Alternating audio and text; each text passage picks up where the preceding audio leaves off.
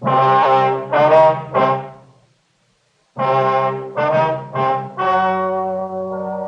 story you are about to hear is true. The names have been changed to protect the innocent. Fatima Cigarettes, king size, extra mild and soothing, brings you Dragnet on both radio and television.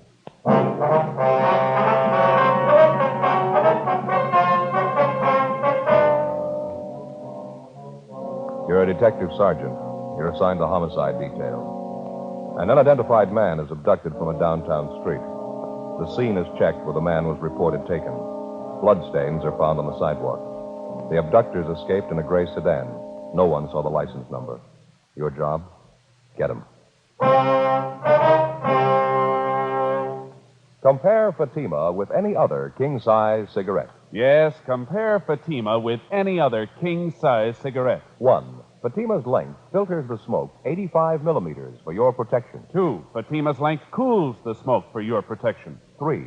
Fatima's length gives you those extra puffs, 21% longer than standard cigarette size. Fatima gives you more for your money. And in king-size Fatima, you get an extra mild and soothing smoke, plus the added protection of Fatima quality.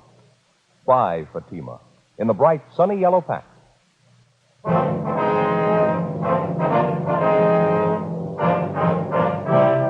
Dragnet, the documented drama of an actual crime. For the next 30 minutes, in cooperation with the Los Angeles Police Department, you will travel step by step on the side of the law through an actual case transcribed from official police files. From beginning to end, from crime to punishment, Dragnet is the story of your police force in action. It was Monday, March 18th. It was overcast in Los Angeles. We were working the night watch out of homicide detail. My partner's Frank Smith. The boss is Captain Lorman. My name's Friday. It was 6:48 p.m. when we got to the corner of 11th and South Pierce Street, the 797 Club. Sorry, no more service tonight. Closing up. Your name, Leon Morley? Yeah, I can't serve you any drinks, so closing up. Police officers, Mr. Morley. I'd like to talk to you a minute, if you don't mind. Oh, I'm sorry. I thought maybe you were after a drink. We were just talking to the officers in the radio car up the street, the car that answered the call out here tonight. They told us you're one of the people who saw what happened. Well, yeah, I guess I did. I saw part of it anyway. Lousy deal. Kind of thing makes your ulcers pop. That's why I'm closing down early, going home. We're following through in the investigation, Mr. Morley. I'd like to have you tell us everything you know about it, if you would, everything that you saw. I told the cops in the radio car everything I know. It was about 6 o'clock, and I heard this big commotion out in the street. I didn't know what it was. Sounded like somebody was hurt. I went out and took a look. Marie in the beauty shop next door, she was outside rubbernecking, too. She saw as much as I did. You talked to her? Yes, sir, we have. She wasn't too clear on some of the details. Maybe you can straighten it out for us. I'm glad to if I can. What do you want to know? You mind telling us in your own words just exactly how it happened? I mean, how you saw it? Well, there's not an awful lot to it. I was working behind the bar here, and it was around 6 o'clock, like I say, maybe a couple of minutes after. I was just fixing up a round of drinks for some fellows when I heard this noise outside. Yeah. Didn't know what it was at first. It sounded like somebody screaming like they were hurt. You said you heard this commotion outside the bar about 6 o'clock. Yeah, that's right. Well, I didn't go out right then. I finished mixing the round of drinks. First, I thought the racket was just a couple of early drunks, but it kept on. A man screaming. It got louder, and I decided to take a look. Mm-hmm. I went out and looked down the street a couple of doors, down toward the corner. Which corner is that, Mr. Morley? Oh, the nearest one, down to the left. Here, I'll show you. All right, fine. I didn't know what was happening. Terrible sound. Man screaming at the top of his lungs. You recognize who the man was? No, I didn't. Never saw him before. Didn't get too good a look at him anyway. It was getting kind of dark. Here, let me show you. Over here by the window. All right, fine. I see it was right down there, just next to that mailbox. Mm-hmm. Well, these two guys had hold of the man who was screaming. They were trying to drag him into a car, a gray sedan. The man was trying to fight him off. Can you describe any of these three men for us? No, I couldn't be sure about it. Like I say, it was getting kind of dark. Well, you can see for yourself they were about 75 or 100 feet away. Mm-hmm. This man they were trying to drag into the car, he kept screaming, "Leave me alone, you can have the money. Leave me alone, you can have my car." Looked like he was hurt to me, blood on his clothes. Didn't anybody try to help him? Well, you know how this neighborhood is. When there's trouble, they all cut out. They don't want to get involved. It happened pretty fast anyway. These two guys got this man in the back seat of the car, and the big guy got in the back seat with him. The smaller guy got in the front seat, and they took off. And which way did they go, Mr. Morley? Straight down the street there. They turned right at that corner. Mm-hmm. Did you happen to see the license number? No, I thought of it, though. They didn't turn the car lights on and went by pretty fast, too. I couldn't get a good look at it. Was it a California plate, do you know? Oh, yeah, I noticed that much. That's about all, though. What kind of a car was it? Like I told you, a gray sedan, 4-door. I couldn't tell the make. Fairly new car. Well, did you notice anything outstanding about the car? Anything at all? Well, I don't know. What do you mean outstanding? Well, special markings of any kind, anything unusual. Maybe some of the accessories, spotlight, anything like that? No, nothing I noticed. The rear bumper was bent out, I think. Matter of fact, I'm pretty sure of it. Rear bumper? Yeah. I saw it when they drove off. They drove right past the place here. Well, how about the men, sir? Can you describe them at all? No, one was pretty tall and thin. The other one was smaller. About the same build on the thin side. They sure must have worked that guy over. He was all bent over. Looked like he was holding his stomach. Stains all down the front of his suit. On the sidewalk, too. I guess you saw that. Yes, sir, we did. Now, you're sure that you've never seen any of these men before? Nothing familiar about them at all? No, sir, not to me. I think if I saw him before, I'd know it. Oh, just a minute. It's probably the wife. Excuse me. I'll be right back. Yeah, sure. What do you think, Joe? Well, it doesn't look too good. Stains on the sidewalk down there. If it was just a robbery, why'd they take the guy with them? Well, got me. Possibly might have recognized him. Well, maybe you got some, but I hope you're wrong. If he can make the hoods, good chance they're not going to turn the man loose alive. Sergeant. Yeah. It's your office on the phone. I want to talk to either one of you. Oh, I'll get it, Joe. All right, thanks, Frank. Phone straight back, Sergeant. Enter the bar. Yep. Okay, thanks. Look, Sergeant, I got to have something to quiet my nerves. How about you? Want a drink? No, thanks. Besides the woman in that beauty shop next door, Mr. Morley, did you notice anyone else around who saw what went on? No, as far as I know, Marie and I were the only ones. Just like I told you, when there's any trouble around this neighborhood, they get off the street quick. You can't think of anything else that might give us a break on this? Anything at all now? Wish I could. I think I told you just about everything. Sure feel lousy. Joe, Yeah. I was talking to Harry. Yeah? 1A1 found the car, gray sedan. Where'd they find it? 3rd and Bixel, it was empty. Key's still in it. You sure it's the right car? Bloodstains in the back seat. 7:18 p.m. Frank and I left the 797 Club, got in the car, and drove down to 3rd and Bixel, where the abandoned gray sedan had been located. It matched the same general description of the abductor's car, a 4-door gray sedan, late model, with a damaged rear bumper. Dean Bergman from Leighton French dusted the car and succeeded in raising a half a dozen fingerprints, which he took back to the office for possible identification. The crime lab crew went over the car for additional physical evidence. The stains found on the back seat were identified as having been made by human blood. The white slip attached to the steering post showed the car was registered to a Kenneth L. Gorman at a Canal Street address. Before Frank and I left the scene, we got a report that approximately 20 minutes prior to the time the gray sedan had been located, another car had been stolen. It was a maroon, late model Club Coupe, license 7-Tom 7972. It had been taken in the same neighborhood, less than 2 blocks from where the gray sedan was abandoned. A broadcast and an APB was gotten out on it immediately. 8:05 p.m. After checking by the office, Frank and I drove down to check on the home address of the registered owner of the gray sedan, Kenneth L. Gorman. It was a white wood-frame cottage at the upper end of Canal Street. The woman who answered the door identified herself as Mrs. Elsie Gorman, a small middle-aged woman, blue eyes, partially graying hair. No, I'm sorry, officers. My husband isn't home right now. Where is he, Mrs. Gorman, do you know? Well, he went downtown to see a friend of his, business appointment. Is it anything I can help you with? Are you expecting your husband home pretty soon, ma'am? Yes, I am. Matter of fact, he should have been home long before this. I don't know what's keeping him. Told me he was going downtown to collect some money a friend of his owed him. Said he'd be right back. I don't know what could be keeping him. When do you leave the house, ma'am? About 2:30, 3 o'clock this afternoon. It's almost 8:30 now. It could be he stopped to have a beer with his friend. He usually phones, though, if he's going to be late. I don't understand these men sometimes. You and your husband own a car, Mrs. Gorman? Yes, we do. My husband has it right now. Why? What kind of a car is it, ma'am? A 49 Chevy sedan. Gray color, 4-door? Yes. License number 7T7972? Well, yes, I think that's it. Why? What's the matter? Something happened? Nothing to get worried about, Mrs. Gorman. We located the car in the downtown area, parked on a side street. The keys were still in it. Thought we'd check on it. Where was it parked? Near 3rd and Bixel. Well, that can't be right. This man my husband was going to see has his store on Alameda. It's on Alameda between 9th and 10th. No reason for Kenneth to drive the car way down on 3rd Street. Possible he might have had another business appointment down there, ma'am. Maybe something he didn't mention to you. Well, I don't know. I suppose it is possible. You'd think he'd call, though. He usually does when he's going to be out late like this. What about this man your husband was going to see, Miss Gorman? You happen to know who he is? Yes, Fred Bernard. He's in the sheet metal business, has his shop on South Alameda. He owed my husband $300. My husband went down this afternoon to collect it. Are you a friend of your husband's, is he? Oh, yes, they're good friends. Fred and my husband have done business for years. There wasn't any ill feeling between them about this debt. No, of course not. It was just a bill for some materials. Why do you ask that? Just routine questions, ma'am. Can you think of anyone at all who might have a quarrel with your husband? Somebody who has a grudge against him, maybe? No. Why are you asking questions like that? Is something wrong? Something you're not telling me about? No, ma'am, it's just a routine check, Miss Gorman. Nothing to worry about. I want to make sure everything's all right, that's all. The way you talk, it isn't all right. It's far from right. Ken, it's never gone this long without calling me. There must be something wrong. No use getting yourself all worked up, ma'am. You admit your husband might have had another appointment after he left Bernard. By the way, have you checked with Mr. Bernard yet, ma'am? No, to tell you the truth, I haven't. I don't usually like to call my husband when he's out on business. I don't like to bother him. This is different, though. I think I'll call Fred Bernard right now. It's a good idea. Do you mind if we wait, ma'am? No, not at all. It'll only take me a minute. Excuse me. Yes, ma'am. What do you think? Well, I don't know. Doesn't look too good, does it? Car's abandoned, stains on the back seat. Man's late in getting home. It's all there. Could be anything, couldn't it? Doesn't look good. Sergeant? Yes, ma'am. I just talked to Fred Bernard. He said my husband's been there and left. What time did you leave Bernard's? About 3:15, 3:30. Fred Bernard paid my husband the $300 he owed him, and my husband left.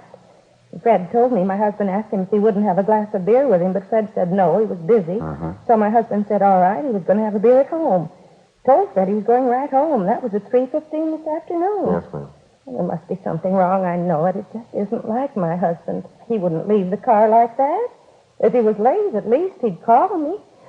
Oh, would you excuse me again? I've had the dinner on the stove and boiled away to nothing. I want to turn it off. Yes, ma'am. Go right ahead. I hope it works out all right. Seems like a nice woman. Yes, she does. Sure doesn't figure, does it? He's had plenty of time to get home. No reason why he shouldn't be here by this time. Well, I can think of two. Yeah? An empty car and $300. We continued interviewing the wife of the missing man, Kenneth Gorman, and she told us that occasionally he did some drinking at neighborhood bars. She also told us that when her husband drank quite a bit in public places, he was over-friendly and he liked to brag and flash money. Mrs. Gorman got on the phone, contacted all their friends and relatives who happened to be home, but none of them had seen or heard from Mr. Gorman that day. Before Frank and I left, Mrs. Gorman gave us a complete description of her husband, the clothing he was wearing, and also a recent photograph of him. We called Fred Bernard, the friend of the missing man, the last known person to see him, and told him that we'd like to talk to him. He told us that he was working late, getting out a rush order, and that we could find him in his shop. 9:05 p.m. We located Bernard at his shop on South Alameda. Won't take long, will it? An awful rush tonight. Won't take long, sir. Did Mr. Gorman give you any idea where he was going when he left here this afternoon? No, just like I told his wife on the phone. I paid him the money I owed him. He asked me if I wanted a beer, took a rain check on it, and he left. Went right out that door there. You seem worried about anything, Mr. Gorman? No, not that I could see. Seemed all right to me. Had he been drinking, do you know? No, couldn't say. If he was, I couldn't smell it on him. Is there anything unusual about him at all? Anything out of the ordinary? No, the same old Ken. Pretty good mood when I paid him. $300 cash. He's all dressed up. I guess you might call that unusual. How do you mean, unusual? Well, Ken's like me. Working man, not much of a dresser. Usually find him in working clothes. I think it's the second time I ever saw him in a suit. A new one, too. Looked nice on him. He didn't give you any indication at all where he might be going, did he? No, he just collected his money and went out. I thought maybe he was going home. What did Miss Gorman tell you? Did you have any idea where he is? No, sir. She told us he came down here to collect some money. She expected him right home. We're not trying to be nosy, Mr. Bernard, but how do Gorman and his wife get along? They pretty happy together? Yes, I guess you might say that. Get along as well as you could expect them to. What do you mean by that? Nothing. Ken's he's a fellow who likes his nightlife. Wife's just the opposite, quiet type. Almost left him once. Guess they're getting along pretty good now, though. Why'd she almost leave him? Would you happen to know? Well, she found him out with a girlfriend. Matter of fact, she caught him at a terrible row. Didn't understand any of it. The girlfriend wasn't much at all. Real lush. You know the girl's name? Yeah, I met her twice. Name's Elaine something. She works at a cafe 3 blocks from here. Real lush. She sure took me. You know if Gorman's been seeing her lately? Well, he says he hasn't been. I don't know. I never can tell when he's drinking, though. Didn't his wife mention the girl at all? No, I guess she wouldn't. It's been a terrible thing for her when she found out. Terrible. How long ago was all this, Mr. Bernard? I mean, this affair Gorman had with this girl. Oh, 6 weeks, maybe 2 months ago, just about that. I tell you, it was the queerest thing I ever saw. Ken has a nice, quiet wife of his at home, and they get along fine together, never fought, never quarreled. And he picks up with his girl Elaine, sure different. How's that? A real mean girl. 2 of them fought all the time.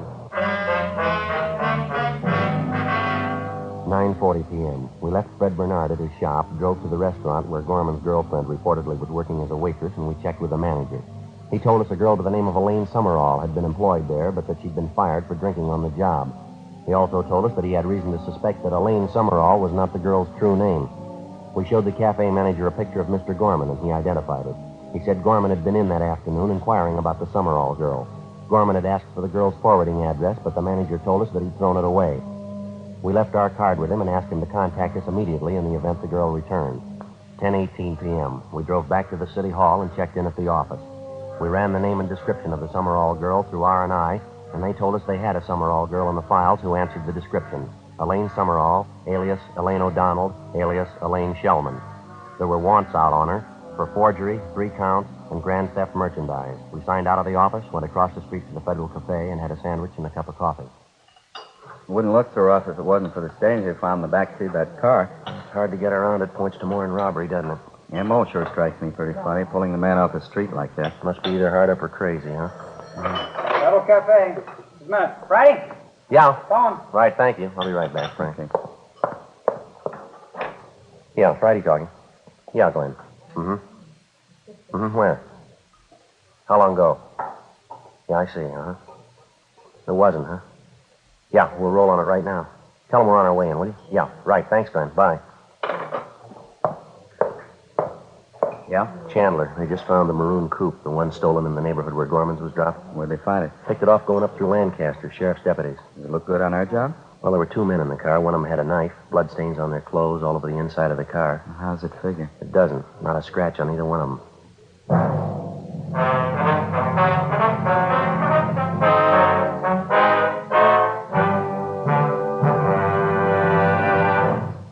You are listening to Dragnet, authentic stories of your police force in action.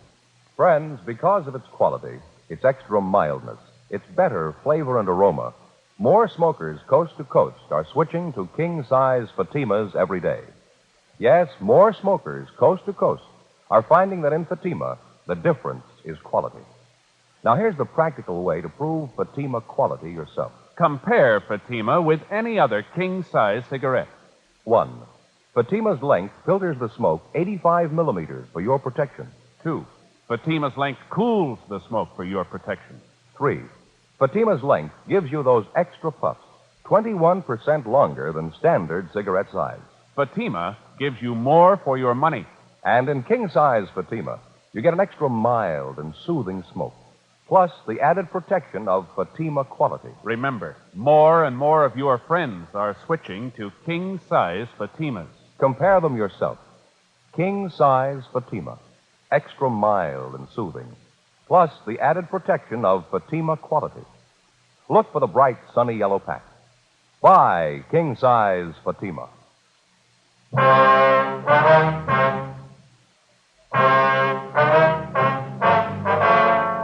Monday, March 18th, 10:40 p.m. After we received the report that the stolen maroon coupe, along with the 2 suspects, had been recovered north of the city in the town of Lancaster, Frank and I stopped by the record bureau and checked to see if there was a make on either one of the suspects. The first one, Paul Mike, white male American, 32 years, 5'11", 150 pounds, brown hair, brown eyes. He had a long felony record, including burglary and robbery. He'd served sentences in both San Quentin and Folsom, and there was a warrant on him for violation of parole. The second suspect, Floyd Compton, white male American, 34 years, 5'8", 135 pounds, black hair, brown eyes. His record included arrests on suspicion of burglary, 4 grand theft merchandise, and 3 drunk arrests. He was a petty thief known to us as a shoplifter. He'd never served time in a penitentiary. 10:55 p.m. Frank and I, with identifying photographs of the 2 suspects, left the city and drove north. We checked in at the Lancaster Sheriff's Office substation. Captain Walker Hannon briefed us on the details of the arrest, and then he showed us back to the cell block where the 2 suspects were being held. He told us neither of the men had been questioned because the officers there weren't acquainted with the facts of the case. He also informed us both men had been separated from the time of their apprehension. Captain Hannon had Paul Mike taken from his cell, and he was brought to the captain's office where we started to question him. It went slow. I don't think I understand you, Sergeant. What's all the excitement about? You can answer that better than we can, Mike. Answer what? What do you want to know? The car, Mike, the bloodstains. What about them? A little unusual, wouldn't you say? I don't know anything about any bloodstains. If they're in the car, I don't know how they got there. It isn't my car. Yeah, we know that. What about the stains in your clothes? Well, I don't know. We were sitting in the car there. Maybe the stains rubbed off on us. You got a cigarette? Only one thing wrong with that story, Mike. The stains are on the wrong side of you. All right, so I had a fight. Got hit in the nose. What's that, a law against us? I got a hunch, Mike. Yeah? You're lying. Where'd you get that car? I told you where I got it. Me and Compton were bumming a ride on San Fernando Road. This spook came along in the maroon coupe and gave us a ride. A couple of miles this side of Lancaster, he stopped the car and got out. Said he'd be right back. Walked right out into the desert. That right? Yeah. Waited for him to come back. Waited a long time. Honked the horn, yelled for him. We finally gave it up. Matter of fact, Compton and me got a little scared. Thought maybe the car was stolen. I didn't want to get caught in a hot car. I'm an ex-con. I couldn't stand the heat. The truth, I'm squaring with you. What about the money, Mike? Huh? The money. They booked you in with $133 in your pocket. Oh, yeah. I got lucky in a crap game last night. I was pulling out. How about the pocket knife? Blood stains on it? You win that in the crap game, too? No, matter of fact, it was in the car. Found it right there on the seat. Big coincidence, Mike. Somebody leaves you a car, blood stains on the inside, stains on you and your partner, pocket knife, stains on that, too. You're on parole, leaving town without notice, driving a car you're not supposed to be driving, pocket full of money you got no way of accounting for. Face it, Mike. What do you mean? Face it, you're dead. Flag on your card now. Parole officer wants you. Now, how about the truth? What do you mean the truth? I've told it to All right, you. now, come on. Let's save time for all of us, Mike. You've been around long enough. You've graduated. You know we're not going to buy that line. What line? How can I explain things to you? You won't believe me. I told you nothing but the truth since I walked into this room, and you won't believe me. You got a cigarette? How do you account for the blood in your shirt? I told you I had a fight. Guy hit me in the nose. Happened right down there in L.A. You can check it. Where'd it happen? Bar, downtown. There's a lot of bars downtown. Well, place on South Pierce. I go there sometimes. What's the name of it? 797 Club. Ask anybody in there. You said it happened tonight? Yeah, about 8 o'clock. Just before we cut out. Guy hit me right on the nose. Real rough one. You got a cigarette? What time did you say you had that fight? About 8 o'clock. You sure of that? Sure, why? You're not doing too well, Mike. Now what's the matter? We were at the 797 Club tonight. We talked to the owner. So what? We were there at 6:35. He locked the place up and went home at 6:45. He was sick. 797 Club? Yeah, that's right. Now, where were you at the time of the robbery? I want an attorney. I'm not saying anything else, trying to frame me. Take me back to my cell. Any way you want it, Mike. Let's go. What's the use? Tell them the truth and they don't believe you. How about that cigarette? Captain, would you have the jailer return this one and bring in copy? How about that? He couldn't tell the truth if it helped him. Hope we do better with his partner. Well, we're going to have to.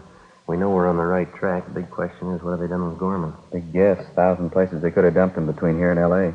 I hate to make book on his chances. Everything points to a killing, doesn't it? Mike looks like the one who could handle it. Come on in, Tom. Over here. Sit down. Yeah. My name's Friday. This is Smith, my partner. Hi. Branched out of your class, haven't you, Compton? Running in the big time here? What do you mean? We haven't done anything. Robbery, kidnapping, grand theft auto. You're moving pretty fast. Didn't Mike tell you? This guy gave us a ride. He stopped the car and walked away. We didn't steal the car. Thought the guy was lost. We drove in here to get help. Let's take it from the top. Where'd you spend the day? Who were you with? Mike, he stayed overnight with me. Both slept till about 2 o'clock, got something to eat, and went to his show. Got out about 5. What'd you do then? Went to this bar downtown. Didn't Mike tell you? You were with him, weren't you? Sure, I was with him. He'll tell you that. He did. And you didn't do anything wrong, did you? No. Then what are you worrying about? Let's forget Mike now. You level with us, will you? You're getting it straight. I didn't do anything. Mike says he can't stand another beef. Can't afford it. He's 2 up right now. I know that. Well, we believe him, Compton. Mike's done too much time. He couldn't make another trip easy. We think he's telling us the truth. Well, so am I. What are you getting at anyway? All right, now let's get on the bandwagon while you can. We don't need you, Compton. If you talk or not, it doesn't make any difference. Just a minute. Can I talk to Mike? All right, we'll give it a try. Frank, you want to ask him? Yeah, okay. Be right back. Now let's pick up where we left off. The blood stains on your clothes, stains inside the car. Where'd they come from? Mike told you, didn't he? Yeah, you tell us. What for? Why can't I wait till Mike gets here? All right, what about the money? You want to explain about that? Nothing to explain. I saved it. What kind of work do you do? Odd jobs around town, any place I can find them. You say you got up at 2, you had something to eat, you went to a show, and you got out about 5 o'clock. Is that right? Yeah, that's right. When'd you go to the 797 Club? Right after the show, about 5 o'clock. How long did you stay there? About an hour, till about 6 o'clock. Anything unusual happen while you were in the bar? What do you mean? Anything unusual, anything out of the ordinary? Oh, Mike and me sat there, talked, had some drinks. Pretty dead place. Decided to take off for Reno. Mike's got a friend up there, good friend. Thought maybe he'd get the both of us jobs. Compton? Yeah? Where's Mike? I told him you wanted to talk to him. He said he didn't want to see you. I took him out to feed him. Told me to tell you he'd see you in court. What do you mean, see me in court? I think you got it, Compton. We told you we didn't need you. Come on, we're tired. We're going to lock you up. What'd he say? What'd he tell you? Now, look, fella, we're tired. You wanted to go the hard way. All right, you'll get the answers in court. Well, what did he say? What'd he tell you? Come on, let's go. You should have known better. Mike's not going to ride your beef for you. He was in it all the way. It's his idea and it's his beef, not mine. I argued with him. I know he shouldn't have gone along. Crazy. Yeah, come on. It's the truth. The whole thing's Mike's. It's his knife, too. Met the guy in some bar, and he was real high, talking about some dame he was looking for, a girlfriend. Guy bought us a couple of drinks, had a big roll of bills. Mike framed the whole thing. Yeah? Yeah, he wanted to roll the guy. He left, got in the guy's car, and drove with him way toward town. Mike was driving. I didn't know where he was heading for. All of a sudden, the guy says he wants another drink. Mike didn't want to stop, but he was making a racket. Finally pulled up by the 797 Club. We got out. Then the guy changes his mind. He wants to go home. Mike tried to talk to him, but he wouldn't listen. Mike pulled a knife and cut him. Then he slugged the guy, and the two of us pushed him in the car and took off. Where'd you go from there? We cruised around till we found another car, maroon coupe. The out of that one, dumped the gray sedan, and took off up this way. Right. Look, it's the truth. I'll even tell you about the guy. What happened to him? You got flashlights in your car? The man's still alive? I don't know. He was when we left him. 1:45 a.m. The Lancaster Sheriff's Substation contacted the local emergency ambulance, and they were instructed to follow our car. Along with the suspect, Floyd Compton, Frank and I got in the car and headed south, following his directions. After several tries at locating the spot where Mike and Compton supposedly left their victim, we finally found where they'd parked their car on the side of the road. We got out, and Compton led us back across a stretch of sand to a thick clump of sagebrush about 300 yards off the highway. The victim, Kenneth Gorman, was lying face down. His hands and feet were tied together. It was fairly evident that he'd lost a good deal of blood and that he was in a state of severe shock. He was placed on a stretcher and placed in the ambulance. All right, Compton, that's it. Let's go. Be real tough. Sure glad he ain't dead. Yeah, sure. Come on. Where are we going now? Back to the sheriff's office. Want to take your statement. Okay with me. Just one thing I want. One more thing. Yeah? That lousy Mike. I want to be there. I want to see him. How's that? Trying to load this thing on me. I want to see his face when you tell him. Can't wait to see it. Yeah, neither can we.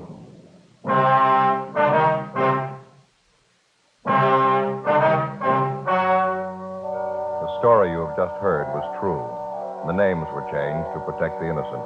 On July 12th, trial was held in Superior Court, Department 84, City and County of Los Angeles, State of California. In a moment, the results of that trial. And now, here is our star, Jack Webb. Thank you, George Fenneman. Friends, once again, I'd like to ask you to compare Fatima with the king-size cigarette you're now smoking. When you do, I'm convinced that you'll agree that king-size Fatimas do give you more for your money. An extra mild and soothing smoke, plus the added protection of Fatima quality. Remember, Fatima in the bright, sunny yellow pack. And remember, in Fatima, the difference is quality.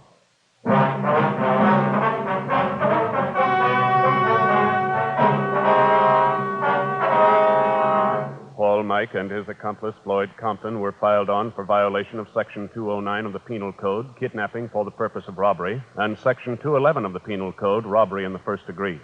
They were also filed on for one count of grand theft auto. They were tried and convicted and received sentences as prescribed by law. Kidnapping for the purpose of robbery, where bodily harm is inflicted, is punishable by the death sentence or life imprisonment without possibility of parole. Robbery is punishable by imprisonment from 5 years to life. Grand theft auto is punishable by a prison term of not less than 1 nor more than 10 years. The victim, Kenneth Gorman, finally recovered after more than 3 months in the hospital. Ladies and gentlemen, next week, Dragnet presents a trilogy. 3 documented case histories of vital importance to all of us. This trio of authentic stories is both tragic and terrifying. Please try to hear Dragnet next week when we present our trilogy.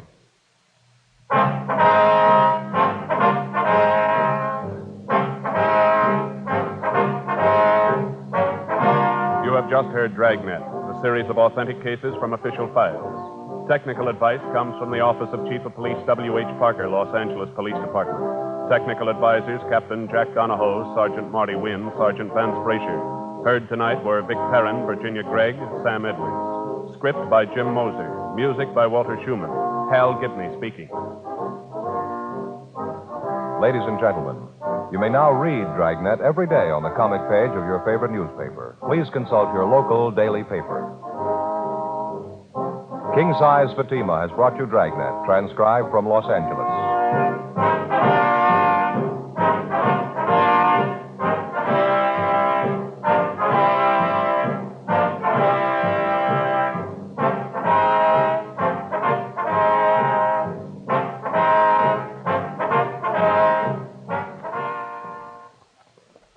Adventure is yours tonight with Counter Spy on NBC.